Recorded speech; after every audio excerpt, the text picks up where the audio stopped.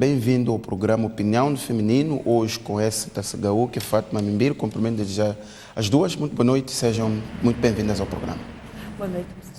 Muito bem, caro espectador, hoje vamos discutir 3 temas. São eles a saída de Mateus Magala da função de presidente do Conselho de Administração da Empresa de Eletricidade de Moçambique, a captura e detenção de Nini Satar, e lá mais para frente vamos discutir a interação do Presidente da República com os governos provinciais. Fátima, começo por si. Lemos o anúncio do BAD a dizer que o Mateus Magala, atual presidente do Conselho de Administração da EDM, foi nomeado para funções importantes neste banco, que implica a sua saída da Empresa de Eletricidade de Moçambique para este organismo internacional. A minha questão é, faz sentido a forma como sai Mateus Magala da EDM, atendendo sobretudo que a comunicação é feita pelo BAD e não pelas autoridades moçambicanas que o selecionaram e o nomearam para a função? Bom, boa noite. Antes de mais, saudar aos caríssimos telespectadores e também a essa e a minha colega de painel, e obrigada ao município por mais esta oportunidade de estar aqui para debater. Bom, eu acho que o Banco Africano de Desenvolvimento o que fez foi cumprir com um requisito que eu acho que é normal, um procedimento, na verdade, que eu acho que é normal, que é de quando uma instituição internacional como é o BAD faz uma nomeação ou uma contratação de vulto, ela anuncia a sociedade, anuncia as partes interessadas. E nós sabemos que o Mateus Magala é um quadro do BAD, que ele saiu do BAD imediatamente nomeado pelo Estado moçambicano. Agora, a questão de por que é o BAD anunciar e não o Estado moçambicano, eu penso que teremos que o Estado moçambicano, o governo em particular, é que deve explicar isso, mas eu quero, a partir de acreditar que há de ter havido algum consentimento do próprio governo, porque não quero acreditar que o Banco Africano de Desenvolvimento haveria de ir buscar novamente, digamos assim, o seu quadro sem que tivesse chegado ao acordo com o governo moçambicano, até porque o Banco Africano de Desenvolvimento financia de forma significativa a própria EDM e o Mateus Magala esteve a fazer um trabalho bastante significativo na EDM. Obviamente que o seu trabalho não foi muito bem recebido e se calhar até não muito bem compreendido e pronto, eu penso que ele é livre, portanto, de aceitar como indivíduo, como profissional, de aceitar uma proposta e certamente que ele deve ter feito o balanceamento de se valia a pena ou não. Agora, a questão que chama muita saída atenção... normal, atendendo que Mateus Magala foi colocado para cumprir um mandato de 3 anos. No meio desse mandato, vai ao BAD. Significa que ao interromper o mandato, eventualmente no meio, tem havido acontecimentos que conduziram a essa decisão. Bom, normal é. Qualquer indivíduo olha sempre para a sua progressão na carreira a longo termo. Eu quero acreditar que ele há de ter avaliado isso agora, que é estranho, não deixa de ser, sobretudo tendo em conta a forma como o próprio Magala foi tentando implementar a sua forma de gestão, que não é nada característica da gestão das empresas públicas em Moçambique, e o fato dele muito recentemente ter feito alguns pronunciamentos um tanto quanto graves, no sentido não do que ele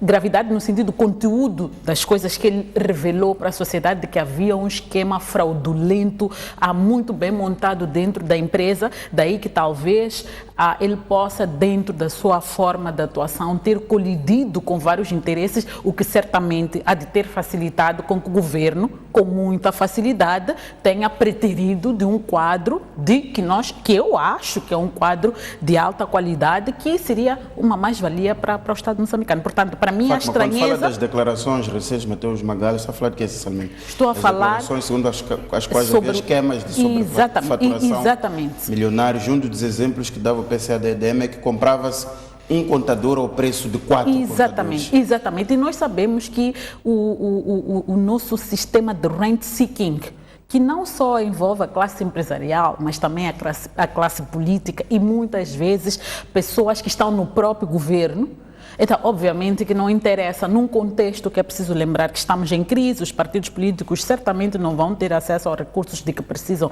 para alimentar a sua campanha eleitoral e ele certamente há de ser uma espécie de bloqueio, porque nós todos sabemos que as nossas empresas públicas não passam de sacos azuis onde se vai buscar dinheiro para poder implementar muitas atividades. Então, eu acho que o fato de nós, como Estado, é normal qualquer indivíduo achar que é melhor para si uma progressão numa outra instituição, mas é estranho o Estado moçambicano o aceitar com facilidade. Eu penso que aqui também é preciso clarificar que o Magala foi nomeado, mas ele não está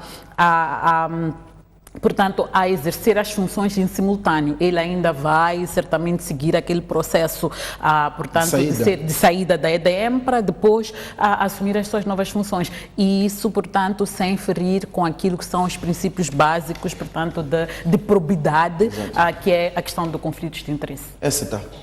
Como é que vê esta saída do Mateus Magala da EDM e se considera possível colocar em cima da mesa esta hipótese de Mateus Magala ter colidido com interesses face às grandes reformas que estava a fazer dentro da empresa? Obrigada, Mucipo. Quero cumprimentar os nossos telespectadores e aqui a Fátima, minha colega, hoje no painel. Mateus Magala, como cidadão, tem opções e sempre que a isso for chamado, ele pode decidir sobre o que é melhor para ele. Moçambicano, antes de assumir a posição que exerce até hoje de presidente do Conselho de Administração da Eletricidade de Moçambique, ele era funcionário, portanto, do BAD. E o Estado moçambicano foi buscá-lo para imprimir uma nova dinâmica, para emprestar o seu saber nas reformas que se impunham, portanto, ao parque empresarial do Estado, mais particularmente na eletricidade de Moçambique.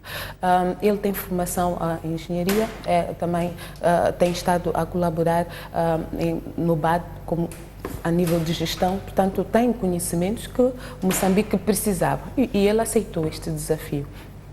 O que sucede, e aqui aceito que foi um anúncio que apanhou muitos de nós de surpresa, é que ele é de novo chamado para voltar para este debate. Duas questões aqui eu acho que é importante a realçar, é que ele não vai para o debate por indicação do Estado moçambicano ou do governo. Portanto, é uma decisão pessoal. Acredito que toda a negociação que tenha ocorrido foi a nível, portanto, do Mateus Magala, enquanto que cidadão, e o BAD interessado em ter a colaboração deste indivíduo. Portanto, qualquer anúncio do Estado moçambicano aqui não me parece fazer sentido. Se o Estado moçambicano entendo que esta decisão foi mesmo pessoal. Sendo pessoal, deve, no mínimo, ter havido uma articulação com quem o colocou na função. Sem dúvida. Olha, mesmo a nível de gestão intermédia, se nós vamos abandonar, comunicamos o nosso superior hierárquico. Aliás, há toda papelada, uma formalidade que é preciso cumprir e nós temos que comunicar. Ao nível em que Mateus Magala se encontra hoje, não acredito que seja de simplesmente redigir uma carta e mandar entregar.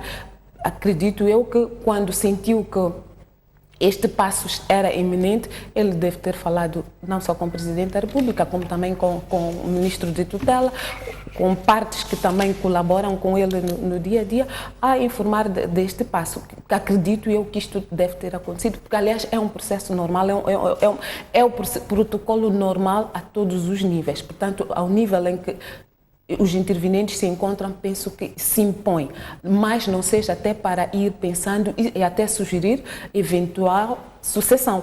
Portanto, o Mateus Magala está a implementar reformas que têm implicações muito grandes e são reformas que têm estado a ser recomendadas e cobiçadas por outras empresas, como também, portanto, por nós aqui fora. Achamos que vale a pena as outras empresas também seguirem, se não for no mesmo ritmo, pelo menos mostrarem a intenção de estar a fazer algo parecido. Uma coisa tão simples é contratar, portanto, gestores a nível sênior, através de concursos públicos. Ele podia muito bem estar na fase a seguir, portanto, começou o processo, mas podia também ser uma referência para ajudar a perceber como é que isto correu, até que ponto este processo de contratação contribuiu para que as reformas tivessem o impacto que parece positivo que estão a Essa ter. Magala não terá sido vítima dessas mesmas reformas, não terá colidido eventualmente com interesses instalados. Lembrando que há pouco tempo fez declarações que até podem servir de matéria para a Procuradoria-Geral da República quando anunciou que havia problemas no procurement. Okay. Disse uma coisa muito importante, município, é que podem, as declarações de Mateus Magala podem, portanto, ter sequência e merecer intervenção da Procuradoria-Geral da República. Então, a minha resposta seria mesmo por aí. A saída de Mateus Magala não lhe isenta da necessidade de colaborar. Se ele fez declarações, tenho certeza de que deve ter informação factual, tem provas, tem, portanto, mais subsídios. A Procuradoria a precisar dele, não seria o fato de já não ser colaborador da Eletricidade de Moçambique que iria, portanto, fechar esta porta. Portanto, por aí não vejo muito obstáculo. Acredito que é mais uma opção pessoal, uma vez que ele não é obrigado também a falar sobre as opções que toma, e não esquecendo que ele vem do BAD, portanto, antes de ser PCA, é um regresso à casa, deve ter pesado, deve ter ponderado. Não quero aqui, portanto, eventualmente medir o que é que pesaria mais, mas nós fazemos contas, nós estrategizamos a nossa vida, planificamos. Ele deve ter feito, portanto, avaliou todas as possibilidades que tinha hoje, a possibilidade de progressão e crescimento, mas Mateus Magala é jovem, portanto, ainda tem espaço para dar, emprestar o seu conhecimento. Ele começou, teve uma fase, cerca de 3 anos, deve já ter uma equipe montada por ele, que acredito que bebeu ao máximo aquilo que é a filosofia dele. Portanto, se é do interesse da Eletricidade de Moçambique, se é do interesse do Estado moçambicano prosseguir com um novo paradigma de gestão, não creio que o fato dele sair depois de 3 anos vai se perder, porque os quadros que ele pôs lá, alguns deles foram mesmo contratados de fora.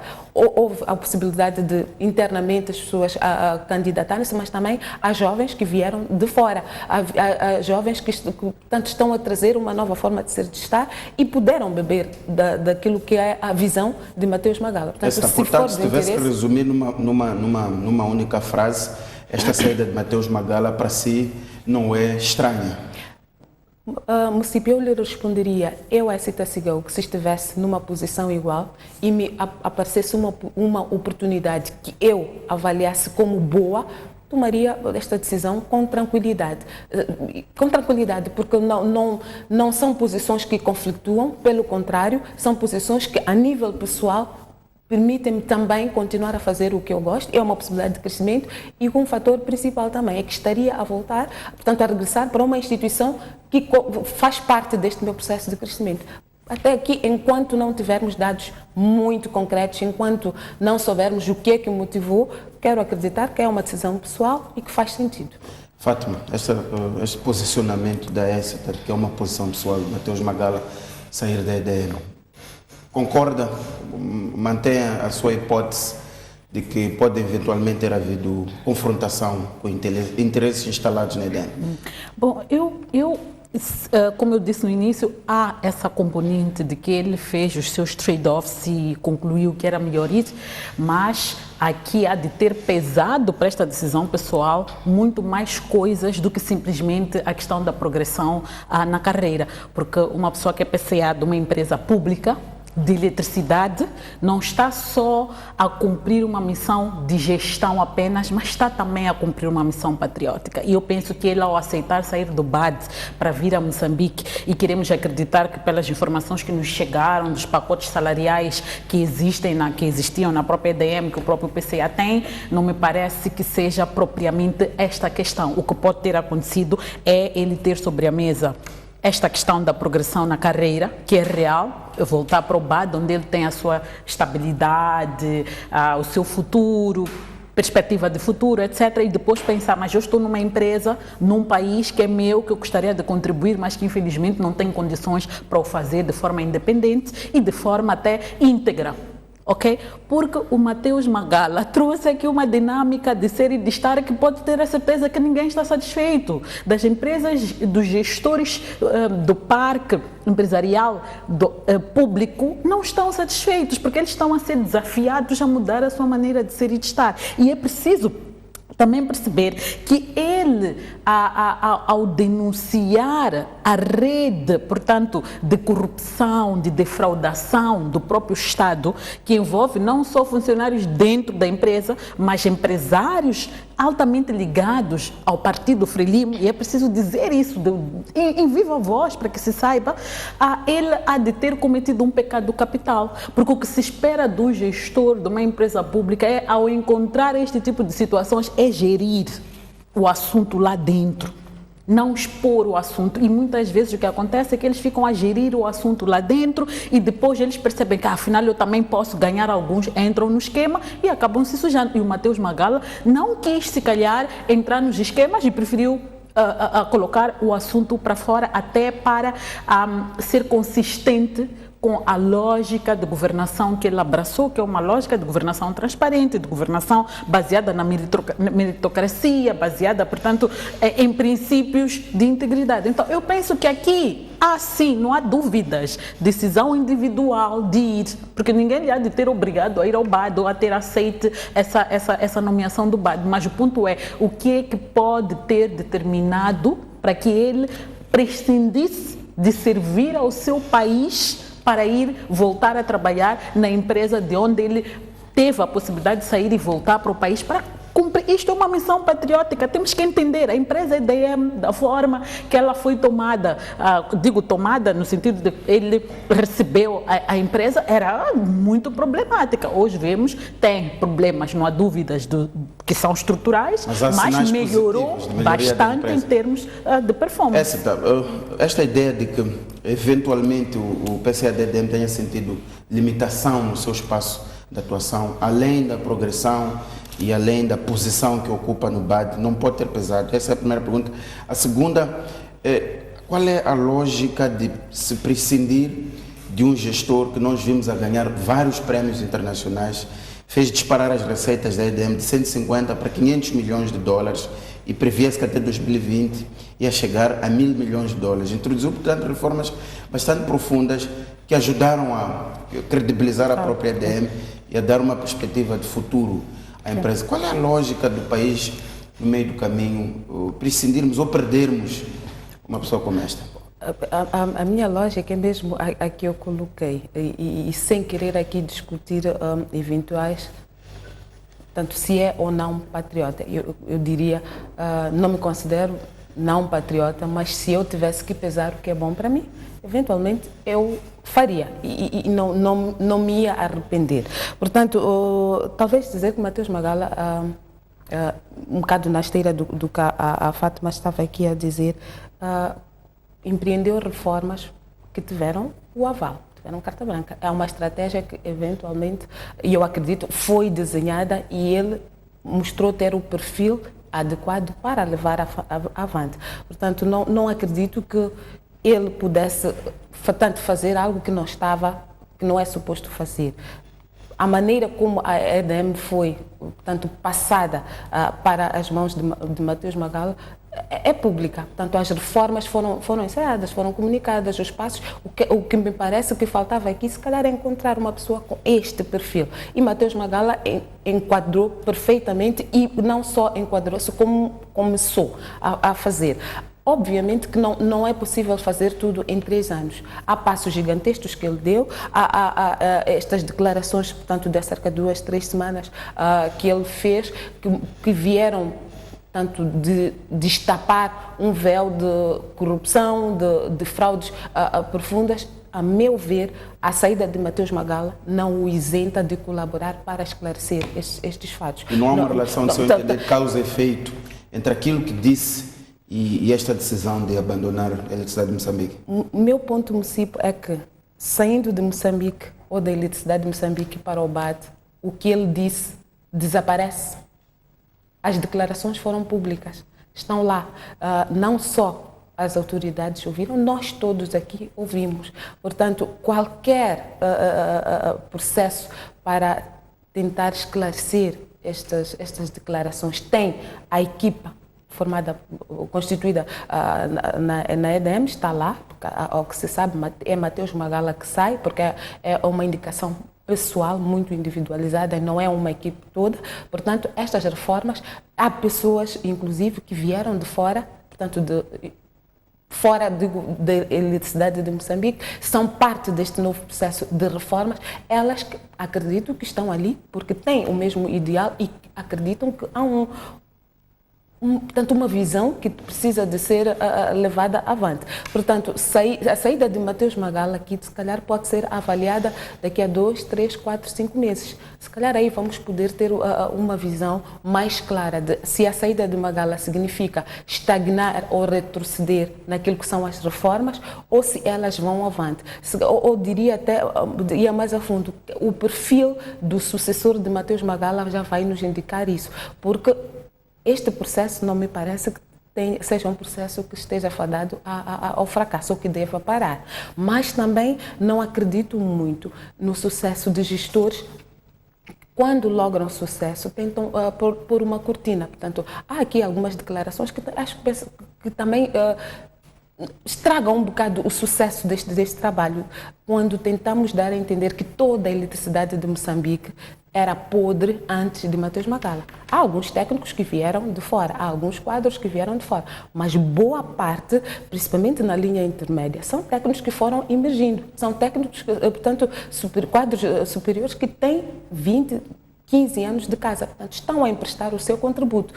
Agora, se há uma nova forma de imprimir rigor orçamental, rigor financeiro, fechar as portas para qualquer desvio e que possa indiciar fraudes. Esta nova forma e que ela esteja a ser bem implementada e, acima de tudo, bem acolhida, porque pode ser que a visão exista, mas que ela não seja implementada ou que não seja acolhida. Se Mateus Magala conseguiu isso, não creio que esta equipa que ele montou, os mesmos quadros que estavam lá, possam deixar afundar. Portanto, uma avaliação mais concreta, se calhar nós faríamos daqui a 3, 6 meses, portanto, no pós-Mateus Magala. Vamos olhar para os 3 anos de gestão de Mateus Magala e pós-Mateus Magala, e aí talvez vai ser mais fácil ajuizar se a sua saída foi consequência deste clientelismo e visava voltar, portanto, à situação de festa na aldeia dos Sacos Jesus aqui trazidos pela Fátima. Mas hoje por hoje, até mesmo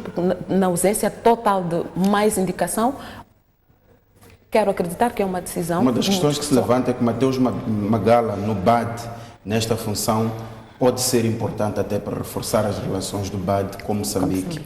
Tendo em conta, por exemplo, os financiamentos são feitos pelo BAD, a própria eletricidade de Moçambique e as outras áreas de desenvolvimento do país. Há também que olhar para esta linha. Sim, era mesmo o que eu dizia. Uma primeira fase das reformas foram feitas. Uma equipa de gestão está montada e que conhece a visão, portanto, e a forma de ser e o que se espera de uma EDM, portanto, com o cunho de Mateus Magala. Mas há outros fatores que pesam para uma eletricidade. Em tempos de crise, principalmente, é importante que esta empresa tenha a possibilidade de aceder a financiamentos. Que esta empresa tenha a possibilidade de ser avaliada até mesmo para ter créditos, não é? Então, se existir alguém que conhece a empresa por dentro e por fora e que tenha reputação, eventuais parceiros, penso que é uma mais-valia. Portanto, há várias formas que podemos usar a figura e o perfil de Mateus Magala, quer intra como fora da eletricidade de Moçambique. E também, porque estas reformas não são estáticas, são dinâmicas. Começar um processo de reformas significa também poder continuar. Eventualmente, a continuação significa poder atrair investimentos, poder atrair parcerias, mas parcerias que olham para a eletricidade, para Moçambique como um todo e para a eletricidade, com alguma idoneidade. Se Mateus Magala puder contribuir, não vejo também obstáculos em tirá-lo e pôr onde ele é muito útil e poder avançar. Fátima, esta ideia da ESTA de não estabelecer uma relação de causa e efeito entre os posicionamentos polêmicos de Mateus Magala e os acontecimentos subsequentes, a ideia de que nestes 2 anos foi possível criar um plano de trabalho reestruturar aquilo que era necessário e mais para o fim a importância que pode ter Mateus Magala no BAD para fazer a ponte com as necessidades que o país precisa. Bom, primeiro só esclarecer que em nenhum momento eu quis insinuar que o Mateus Magala deixa de ser patriota ou ir ao BAD. O ponto é que no contexto, na situação que nós vivemos como país, um quadro que aceita abandonar uma instituição multilateral e fora do país para vir ao seu país e ajudar a reestruturar uma empresa deficitária quase na falência, esse indivíduo de facto está a cumprir uma missão patriótica. Era um pouco nesse sentido que eu empacotava a questão do patriotismo aqui. De modo nenhum ele deixa de ser. Agora, o que eu acho é que sim, ele sai por vontade própria, mas ele tem outra utilidade no BAD, mas ele tem mais utilidade em Moçambique, porque o país precisa de gestores do calibre do Magala, e nós encontramos um. Estamos a abrir mão dele. E não fez um mandato, o que é muito estranho. Eu não acho que nós vamos consolidar reformas em menos de 5 anos, não vamos. Em 2 anos, ele montou toda uma estrutura, montou uma série de coisas, mas é preciso testar para ver se funciona bem, não funciona bem. E eu acho que mesmo a questão da cultura institucional ou organizacional também conta muito o perfil do próprio gestor. A própria EDM teve uma série de gestores antes do Magala. E o que era a EDM? Esses mesmos quadros que estão lá há mais de 15, 20 anos, o que é que faziam?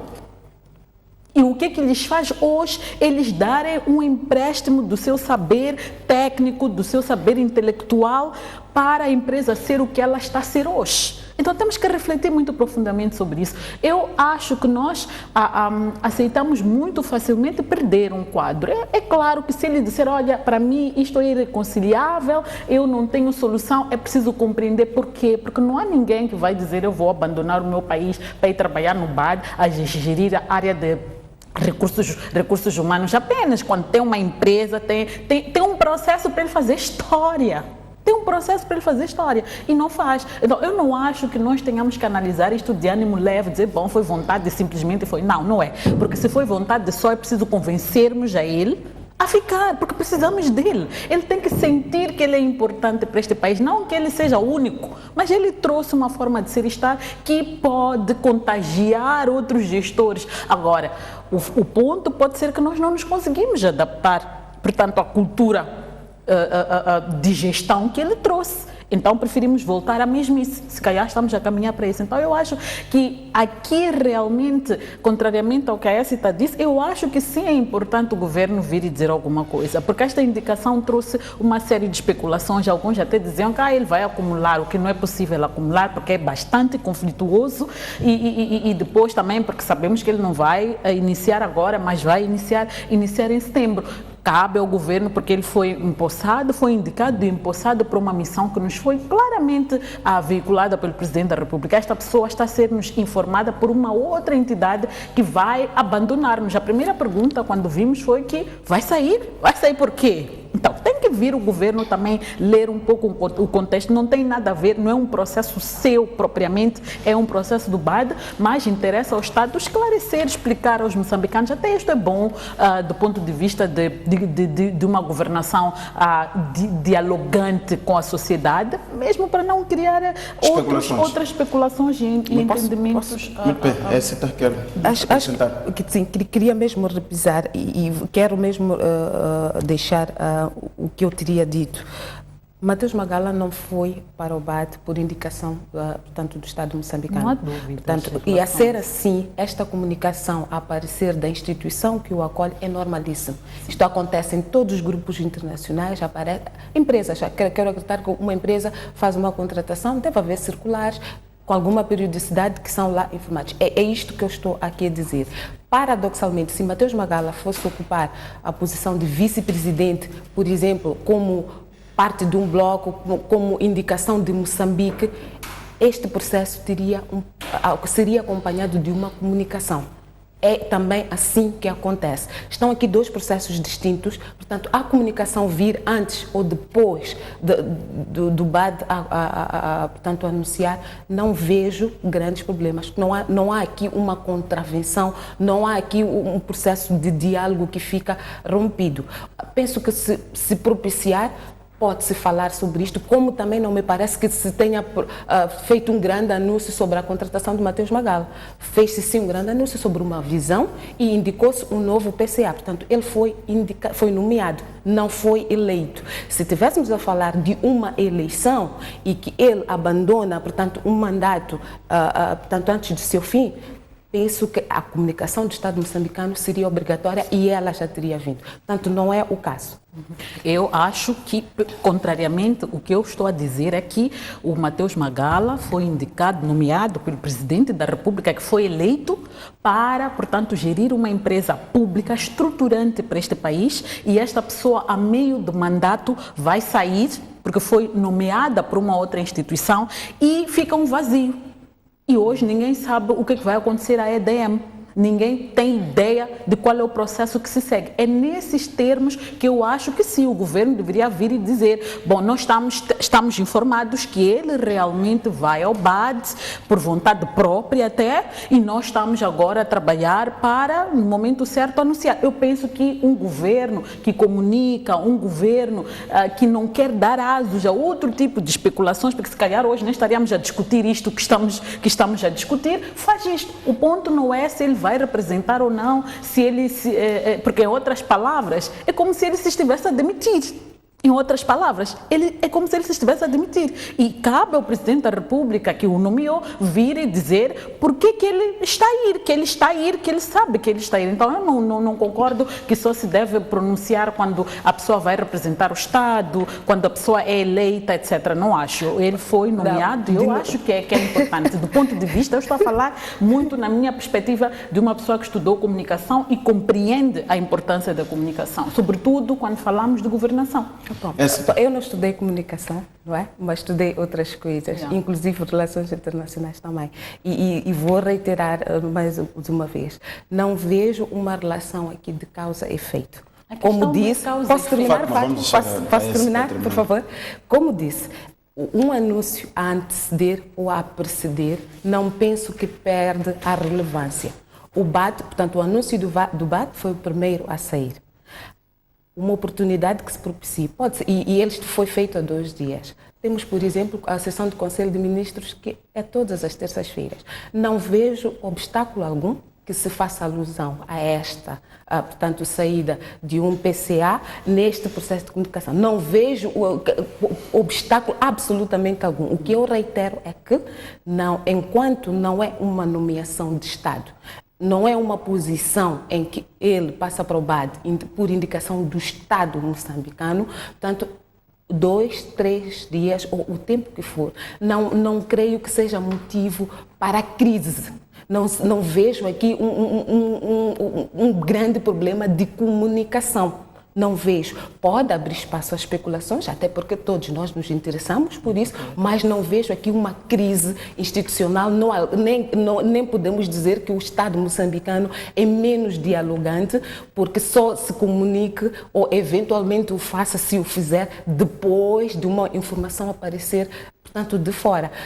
E reitero também o fato de que Mateus Magala até hoje é PCA, portanto, é um cargo executivo. Ele foi nomeado, não foi eleito. Se estivéssemos numa situação de um órgão eleito, aí sim, seria uma questão de crise não ter informação sobre este abandono e aparecer esta informação de fora. Seria um órgão eleito. Não é o caso de Mateus Magala. Este é o meu ponto que eu gostaria de deixar Muito claro. bem, vamos então sair deste ponto. Acho que ficou claro para os telespectadores que há posições diferentes em relação à saída de Mateus Magala da EDM. Vamos então, está a falar da interação do Presidente da República com os governos provinciais. Temos acompanhado o nível de insatisfação do Presidente da República relativamente aos relatores apresentados, sobretudo ao nível das chefias intermédias, os chefes do posto, os administradores distritais, os diretores provinciais. Em Tete, vimos também o Presidente a reprovar praticamente todos estes relatores e na sala sentia-se algum desconforto. O que isto significa? Significa que não há alinhamento entre aquilo que é estruturado a nível central e aquilo que tem que acontecer ao nível dos distritos, ao nível das localidades. Vimos que alguns administradores apresentavam informação que não correspondia à verdade com base também no relatório que o presidente trazia. Um dos casos é que uma funcionária em Tete falava de centros de saúde. O presidente chamou a atenção que não eram centros de saúde, eram postos de saúde que têm uma dimensão menor que os centros de saúde. Mas notou-se que estes relatórios muitas vezes parece que não são reais. Eu vejo aqui duas situações que ambas merecem atenção. A primeira, estaríamos a dizer que há um padrão de comunicação dos governos, portanto, central, provincial, distrital, que por qualquer motivo seja comunicado ou aprovado a nível central e não é, portanto, da mesma forma interpretado e implementado a nível subsequente, portanto, provincial e distrital, por aí abaixo. Pode ser, porque parece-me que o Presidente da República tem uma expectativa e acredito que quando ele dialoga com com os governadores, com os seus ministros, ele tem sintonia, ele percebe que a informação flui, ele tem o feedback e, acima de tudo, percebe que é compreendido. Portanto, ele está a falar uma linguagem que é percebida pelos governadores, pelos ministros.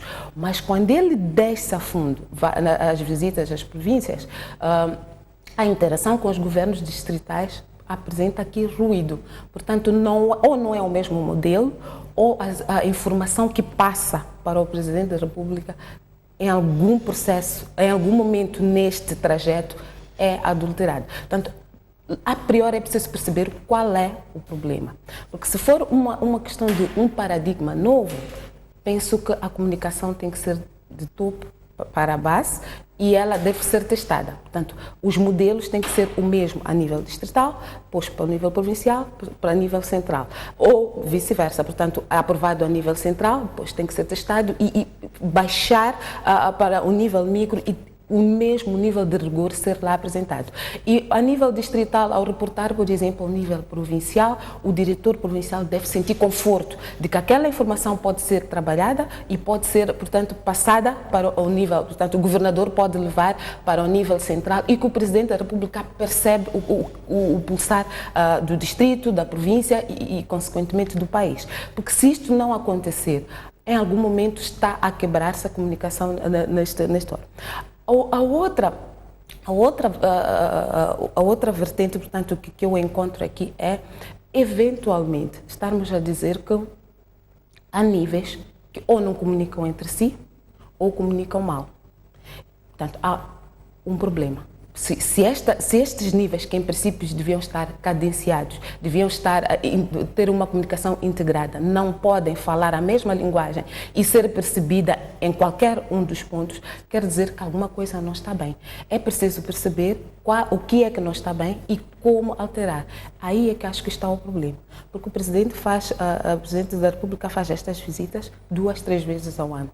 Ele identifica os problemas. Qual seria o mecanismo de verificar se estas questões identificadas ou estes relatórios que foram chumbados são corrigidos ou quando é que eles depois vão ser aprovados? É no próximo consultivo em que o Presidente já não está e voltam, portanto, o consultivo ali a comunicar nos termos... A necessidade de monitoria, é Exatamente, para que se adote um modelo único, porque senão aquilo que o Presidente chumbou, aquilo que o Presidente não percebeu, ele depois sai. Então, aquele consultivo continua a falar do jeito que sempre falou. Aquele problema mantém-se e vai rolando. Esta é uma dimensão que penso que já devia ter sido percebida. Portanto, são 3 anos de mandato, 4 já deste governo.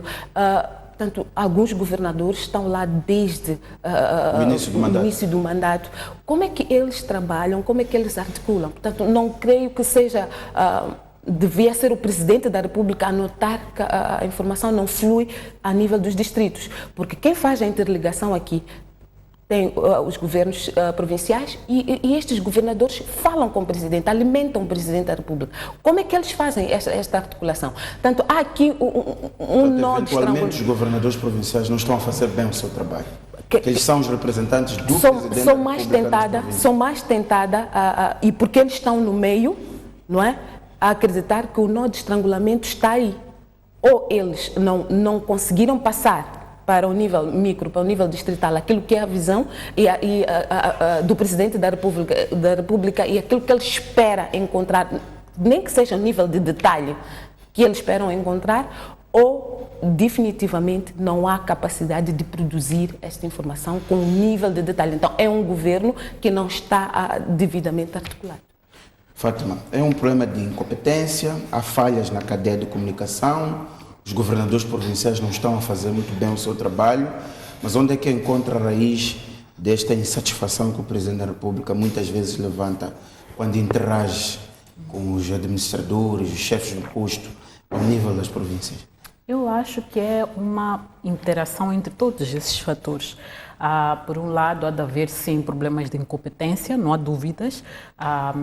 É preciso lembrar que muitas das pessoas que são nomeadas, não só para as posições ao nível local, estamos a falar da província e do distrito, são nomeadas numa base de meritocracia, portanto, é sempre uma indicação política, é uma indicação clientelista, até porque foi muito ativo durante o processo de campanha eleitoral, então merece um presentinho, então vai ser administrador, vai ser chefe de serviços sociais, vai ser diretor provincial de qualquer coisa, e nem sempre estas pessoas estão habilitadas para, portanto, cumprir ou exercer as funções que lhes são confiadas. E aqui é preciso ressaltar que o nosso país, apesar do imenso investimento que se faz na educação, nós não valorizamos propriamente os quadros, efetivamente, que se formos ao distrito e procurarmos ver qual é o nível de formação das pessoas, não é? O que é que elas fazem, sabem fazer, havemos de realmente ter uma indicação clara de qual é a situação. Portanto, é isto. Há um outro problema de comunicação, não há dúvidas, pelo trabalho que faço, costumo ter acesso a relatórios da província e do distrito, e eu já reparei que realmente não existe um modelo de relatório que responda ou que facilmente faça a pessoa compreender o que se faz no distrito complementa aquilo que deve ser feito ao nível da província. Então, eu acho que aqui, e concordo com a Écita, é preciso que haja um modelo, o tal template. E eu me perguntava, quando vi o Presidente a falar, existe algum modelo que as pessoas devem seguir para fazer os reportes? O que em concreto é que ele quer ver nos documentos que não está lá? O outro aspecto que eu penso que é bastante importante é que as pessoas, quando são indicadas para as posições, não para... são indicadas politicamente para as posições, elas têm uma recomendação muito clara: não nos traga problemas, traga-nos soluções. Exato. Então, muitas vezes as pessoas vão fingir que não há problema nenhum, vão passar o tempo todo a dizer está tudo bem, está tudo bem, está tudo bem, quando na realidade não está nada bem. E este país é campeão em forjar, portanto, situações. É capaz de ir à polícia, encontrar que o presidente vai visitar, por exemplo, uma esquadra, e nesse dia todos os agentes da polícia estarem vestidos ou trajados de uniforme quase novo, quando na realidade o uniforme deles é de há 10, 15 anos atrás. Alguns até, e nós vimos na rua, andam com o uniforme roto, sapatos que não dignificam. E isto estou a dar o exemplo de um agente da polícia. Imagine quando chegamos ao distrito, que muitas vezes não têm meios de trabalho. Como é que se espera resultado quando as pessoas não têm o elemento mais importante que lhes permite trazer resultados? E o último aspecto que eu acho é que talvez o Presidente da República não está a conseguir expressar exatamente o que é que ele pretende, o que é que ele quer saber. De tudo que eu fui acompanhando, e sobretudo esta última intervenção que ele fez em Chiuta, eu cheguei à conclusão de que ele, se calhar, ele pretende ouvir das pessoas ou imprimir nas pessoas a ideia de que é preciso inovar. Estamos em crise. E não é Maputo só que é a crise, é todo este país.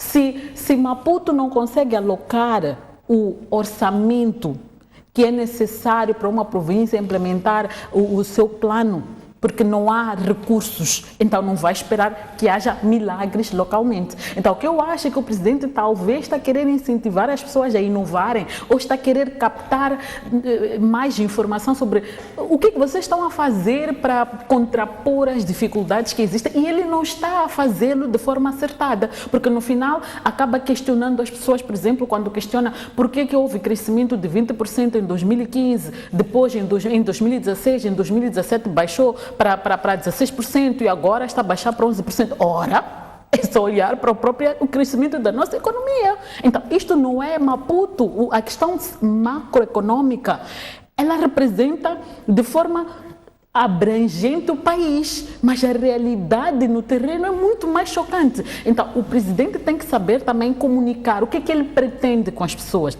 sem descurar que realmente há forja de informação, de dados, não há dúvidas. Mas se ele quer inovação das pessoas para trazerem soluções para ultrapassarmos a situação que passamos, ele tem que ser mais claro sobre isso e não pode simplesmente chamar as pessoas de incompetente porque não estão a trazer resultados de crescimento numa situação em que não há como ter resultados de crescimento. É só irmos para os próprios ministérios, portanto, ir ver qual é o nível de produtividade desses ministérios. Em termos de resultados, não vai encontrar resultados. Agora, o que nós fazemos num contexto adverso para ultrapassar e melhorar os indicadores. Esta é que eu acho que deveria ser uma abordagem mais séria do presidente. Essa duas questões. Esta ideia de que o país está em crise e há resultados que são colocados às pessoas que não são possíveis de realizar, dado o contexto que o país vive, mas esta ideia de que, na visão do presidente, parece que ao nível das chefias intermédias nas províncias não há noção de que se está no posto de chefia para encontrar resultados. Está-se no posto de chefia para continuar a realizar a rotina diária e não trazer resultados. E víamos várias vezes o presidente a perguntar: há um problema de água, qual é a sua solução? Há um problema de saúde, qual foi a sua solução? Parece, ao nível da função pública, sobretudo estes níveis, não ser muito clara esta ideia de que o administrador do distrito, o diretor dos serviços, por exemplo, de educação ou saúde, tem como função resolver os problemas circunscritos à sua área de trabalho. Primeiro, sobre falsos resultados ou resultados empolados. Eu continuo a insistir que um dos principais papéis, portanto, da liderança tem que ser este também do coaching, principalmente se estivermos a introduzir um novo paradigma ou que estivermos a usar um estilo muito nosso. A maneira como eu reporto ao município pode ser diferente da maneira que a Fátima quer os reportes. Portanto, se isto não estiver claro para quem deve reportar, começa logo a haver aqui um problema grave. Portanto, pode ser incompetência, mas não creio que seja este. O município, eu acompanhei e o município trouxe aqui o exemplo em que o presidente questiona: são 20 centros de saúde ou 20 postos de saúde? Portanto, o que quer que seja, são 20 unidades que estão lá. A terminologia, essa que exige algum rigor, é que não foi respeitada. Portanto, a pessoa tem 20 casas que cuidam, portanto, da saúde das pessoas. Se é centro ou se é posto, aí é que começa. Portanto, penso que não sei se isto é ser incompetente. Não sei, eu não consideraria isto incompetência. Mas se eu, por exemplo, sou um gestor e tenho que conhecer com rigor estas classificações, eventualmente há um trabalho aqui de coisa que tem que ser feito. Se eu venho, por exemplo, fui uma boa diretora distrital ou uma boa enfermeira-chefe, de repente põe-me a chefiar o setor distrital, pode ser que eu não tenha este rigor técnico para, portanto, informar, produzir estes relatórios com a qualidade que se me impõe. Mas não sei se aplico a condição de incompetente. Não sei, é isto que eu queria aqui perceber quando falava de modelos. O estilo muito pessoal do Presidente da República parece que definitivamente é aqui chamado. E as melhores pessoas que conhecem esse estilo, conhecem a dinâmica que o Presidente, são os governadores, posso até arriscar que até os níveis de provincial. Não sei se a nível distrital, se a direção, portanto provincial, se os governadores não fizerem este acompanhamento, não passarem esta visão, não sei se eles vão ter. Portanto, seria esticar muito, dizer que são incompetentes, portanto, ir para a conclusão última, são incompetentes. Não saber classificar um centro e um posto não é incompetência. Falta de rigor, sim. Mas se me for posta uma planilha em que diz que, olha, se é uma unidade com 2 metros quadrados que só atende 5 pessoas, classificamos assim, classificamos. Há uma indução que eu penso que quero fazer. Agora, eu não sei se estes quadros, a estes níveis todos, têm esta indução. Se é feito este monitoramento. Paradoxalmente, se encontrarmos casos de incompetência que seriam não saber explicar, por exemplo, porque é que passamos de 20 mil... tínhamos 20 mil cabeças de gado caprino e agora temos 12 mil. E a pergunta que me é feita é por que baixamos? E o quadro ali responde cá porque as pessoas deslocaram-se. E digo, mas deslocaram-se por quê? Por onde é que foram? E esta pessoa não conseguiu dizer por razões de seca ou de cheia, porque os próprios técnicos no processo de monitoria foram movimentados por outras regiões. Se este quadro não souber dizer isso, não souber, a pessoa vai eventualmente dizer, o que eu vi ali não foram problemas, pelo menos os que nos passaram, não foram situações de incompetência. Foram situações que ou o presidente não está satisfeito com os números que lhe estão a ser apresentados, com desempenho, porque ele, ano antepassado, teve 20, agora nota que baixou para 12, os números estão lá e ele quer saber porquê. As pessoas estão a dizer, olha, as pessoas foram movimentadas. Portanto, ele não está satisfeito com isso. Portanto, de novo, eu penso que nós podemos correr um grande risco de rotular toda uma administração pública de incompetente, toda uma administração pública de pessoas inaptas, quando o problema pode ser mais além. E as soluções não hão de aparecer enquanto assim for, enquanto formos a martelar. Penso que é preciso, de forma assertiva, chamar a atenção para estes quadros, de forma muito assertiva. Portanto, mostrar a necessidade de elas desempenharem as suas atividades com afinco e dominarem as linhas todas de reporte e de orçamentação e de rigor. Portanto, que elas têm que perceber que quando estão ali indicadas para aquelas posições, respondem por um território, é preciso que a informação que é, portanto, capturada a nível distrital possa chegar até ao nível do Presidente da República e ela possa comunicar com tranquilidade. Penso que isto, pelo que eu pude ver, também não chegou a acontecer. A maneira como aqueles consultivos aconteceram, portanto, não ficou isto. Aqueles quadros correm o risco de continuar a maturar os mesmos problemas e não vamos progredir. Vamos rotular pessoas, mas não vamos resolver aquilo que é a essência. Penso que estes paradigmas precisam ser testados, mas, acima de tudo, é preciso perceber o que é que nós queremos dos quadros. Se for caso de incompetência, há soluções. Mas se for o caso de fazer o coaching, porque também não vamos dizer que um PhD há de ir para o nível distrital para fazer a diferença. Podemos não ter condição de fazer isso por várias razões, porque eu não acho que seja atrativo ir para lá, ou também vamos ter um distrito que vai alimentar problemas, porque só de vir população de não sei de onde, porque tem elevados níveis. Então é preciso fazermos o nosso trabalho para que ao nível distrital possa se produzir com eficácia, com eficiência, que aquela informação possa ser usada. A nível provincial, idem, e, acima de tudo, identificar onde existem nó de estrangulamento. Muito bem, Esther. Fátima, vamos então falar do preso mais famoso de Moçambique, digamos assim, Nini Satar. Chegou ontem, é iniciado 2 processos de crimes ligados a raptos, além de que, enfim, vai ser também detido pela quebra da liberdade condicional de que beneficiou em 2014. Fátima, no último programa, dizia que esta detenção de Nini, captura e detenção de Nini Satar era uma vitória da justiça. Quais são as suas expectativas em relação àquilo que deve acontecer com Nini Satar, estando agora em Moçambique? Bom, eu continuo a achar que é assim uma vitória da justiça e a justiça tem que agir de acordo com aquilo que são, portanto, que é o seu mandato, que é garantir que os criminosos estão devidamente enquadrados onde devem estar. O ponto é que, de acordo com a legislação, uma vez quebrado a condicional, não é? A condição para ele estar em liberdade, aquele tempo que ele esteve fora não conta, ele voltará a cumprir os seus 12 anos.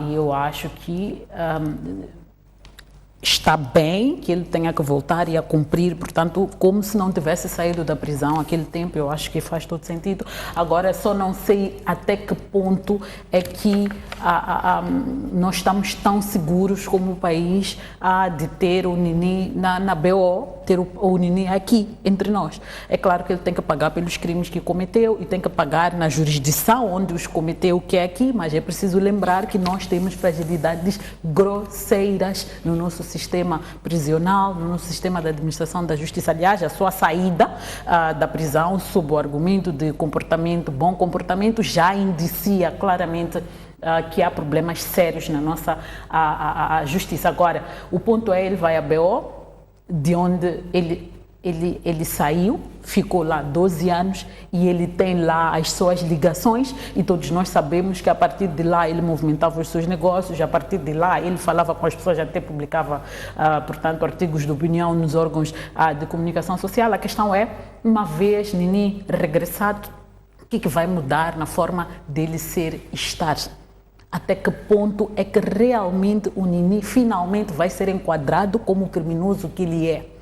Porque não parece, nunca pareceu que o Nini estivesse a cumprir a pena de prisão maior que lhe foi imposta em sede do julgamento, a ponto, inclusive, de desafiar as instituições de justiça, de poder ser rotulado como um bom menino e sair. Então, eu penso que, enquanto ficamos com esta satisfação de que as coisas, a justiça conseguiu fazer alguma coisa notória, temos um quê de reticências de o que isso vai significar para a própria sociedade se ele é acusado de crimes de rapto, e aliás há até desconfianças de que ele encomendava raptos a partir da PO. Significa que há motivos para nos preocuparmos enquanto sociedade. Então eu não estou muito tranquila, não acho que nos devamos tranquilizar, até porque cabe ao pessoal de justiça, ao pessoal da administração de prisões, pôr a mão na consciência de que eles têm um papel importante de proteger esta sociedade, que não podem colaborar com um bandido, porque se ele não fosse bandido, se merecesse o carinho, portanto, daquelas pessoas, ele estaria cá fora, como qualquer um de nós está. Nós não podemos ficar, portanto, numa situação de reféns, de medo, sem saber se agora que eu estou a falar, quando eu sair, o que é que vai acontecer, porque o Nini vai se zangar por eu ter... Quer dizer, eu penso que agora os órgãos da administração da justiça em particular e os agentes prisionais têm que mostrar que eles sabem qual é a sua missão, que é proteger a sociedade e garantir que os presos estão lá para cumprir aquilo que é a sua sentença. Esta tem o mesmo quê de reticências, tem as mesmas incertezas, e acha que aqui a administração da justiça tem de fazer um trabalho redobrado, sobretudo para tratar o Nini Satar como um recluso normal como tantos outros? Bom, eu penso que esse é o papel primário, portanto, da justiça. Se não o fizeram antes, portanto, eles é que foram omissos. E desta vez, espero que percebam que tem aqui um cidadão que já mostrou ser perspicaz, já mostrou ter muita manha, e que qualquer distração pode ser usada para, mais uma vez, portanto, pôr este mesmo cidadão fora e em liberdade. É preciso dizer que não há nada, eu não estou à espera que se faça nada fora daquilo que é o nosso quadro jurídico legal. Este mesmo quadro jurídico legal é conhecido pelo Nini, pelos seus advogados, pelos seus advogados, e eles também vão, portanto, explorar todas e eventuais brechas que existam. Portanto, a Procuradoria, acredito que já desde o momento que tomou conhecimento de que era possível localizar Nini, colaborou com as instituições, as PGRs congêneres, com a Interpol, e conseguiu trazer aqui. E há relatos de países, portanto, de outras procuradorias que têm também um registro criminal do Nini e querem poder, portanto, responsabilizá-lo. Tudo isso vai exigir um trabalho aturado, e este trabalho tem que ser feito de forma minuciosa. Há um passo que é primeiro, é que ele agora está na situação de reincidente, está numa situação de ter quebrado todas as condicionantes para gozar da liberdade condicional. Então, ele volta para a cadeia. Nada obsta que os outros delitos, os outros crimes que ele tenha cometido sejam também postos na balança para ser tratado e eventualmente ir a tribunal ser julgado. Portanto, há um trabalho aturado que tem que ser feito, porque, de novo, insisto, Nini não acredito que seja o sonho dele passar a vida enclausurado. Então, ele vai explorar todas as possíveis brechas que existirem, tem advogados, vai manter o que já tinha, vai contratar uma nova equipe, vai explorar isto. Então, a Procuradoria tem que se preparar e tem que usar todo o seu arsenal. Toda a cooperação internacional, penso que é muito bem-vinda para ter a lista exaustiva daquilo que são eventuais delitos cometidos por Nini, todas as portas que se podem fechar, para que desta vez possamos nos orgulhar e muito do tratamento que este cidadão vai ter por parte da nossa justiça. Muito obrigado, Esther Sekaoka. Muito obrigado, Fátima Mbiro. O nosso programa Opinião do Feminino termina hoje por aqui. Assim, caro telespectador que nos acompanhou, até daqui a 7 dias.